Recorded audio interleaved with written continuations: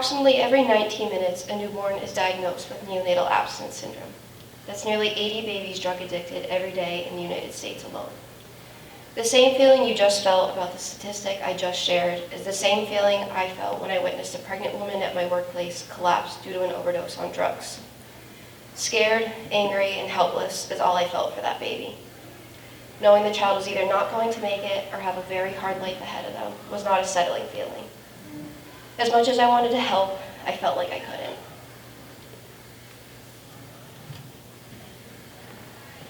We often get this feeling of, I wish I could help, but there's nothing I can do. However, what I learned through my senior project experience, and what I want to share with you today, is that there's always something we can do to help others because it doesn't always need to be one direct solution.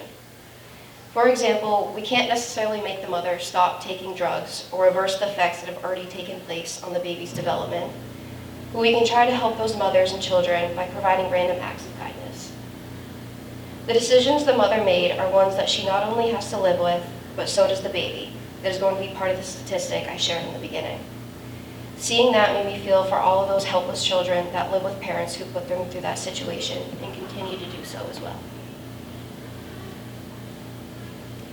So when I was asked what I would like to do my senior project on, knowing it would give me a chance to help out people and learn more about the chosen topic, I knew exactly what I wanted to do. After choosing to help newborns in need, I did some research on local organizations that could use help and what exactly they might need. Common items that were needed were baby clothes, baby wash, diapers, wipes, thermometers, and basic essentials. I then placed a drop box outside of the high school and posted on the Boat Community Facebook page and spread the word to get as many donations for the newborns in need as I could.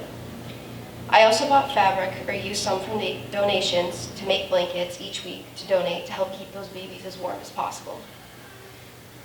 I made different types of blankets such as tie blankets and simple sewn edge ones. Along with the blankets, I made bird cloths as well. In the end, I donated over 50 blankets, 4 bird cloths, clothes, a pack of diapers, bottles, and toys. An event I hosted at the high school to help make blankets to donate helped quite a bit with my donation process as well. I also received monetary donations from a couple of people. I divided up all the donations and donated to planned to donate to multiple organizations instead of just one to spread the wealth as much as I can. Seeing people's faces light up after donating is such a rewarding feeling and one that I cannot wait to experience. These are examples of ways you can help these mothers and children who are dealing with this difficult battle. I learned a lot about maternal drug use, including the different types of drugs, what their effects are, and when they can be most harmful in the pregnancy as well. During one of the research points in my project, I conducted a survey that I sent out to students within the class. From those results, I found out that one of them was or knew a baby with neonatal abstinence syndrome.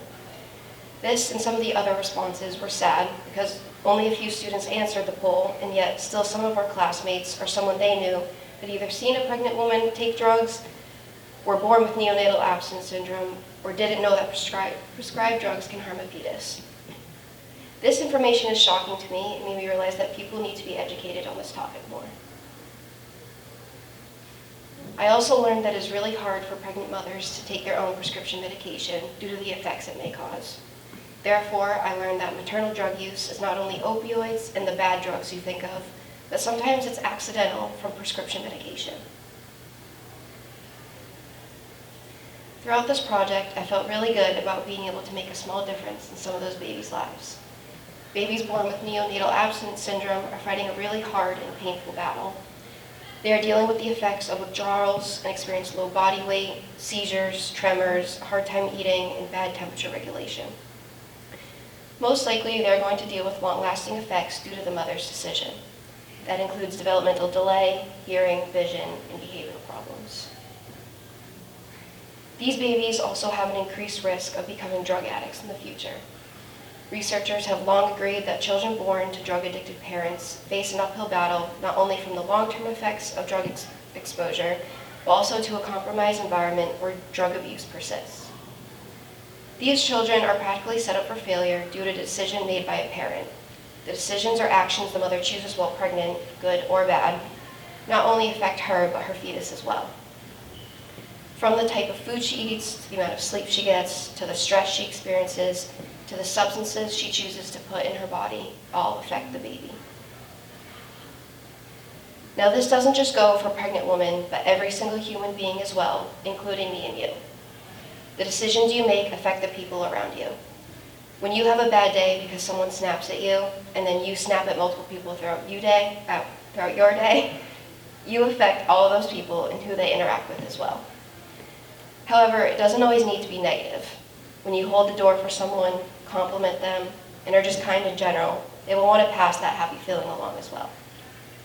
You have the power to decide what actions and words you are going to use and how you will make others feel with your interaction. Unfortunately, we don't realize that our actions not only affect another person's day, but can affect their life. When they are negative interactions, those tend to stick with people for life rather than the good ones. You don't know what others are always going through. So when that pregnant woman decided to take drugs, she not only potentially created a drug addict out of her child, but possibly her grandchild as well. That child is most likely brought up in an environment that will not provide them with the understanding that consuming drugs or alcohol is not okay.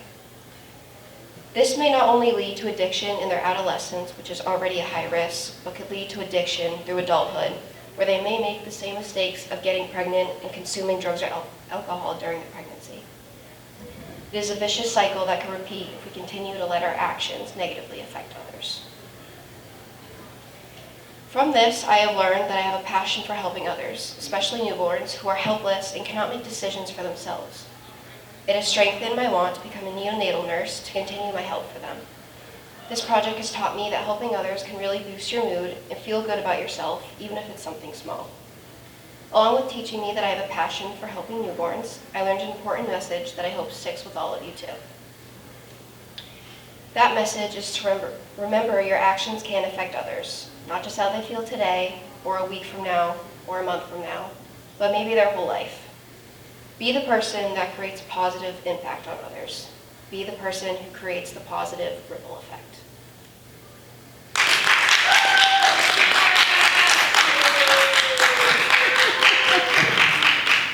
This should be like a professional cheering squad.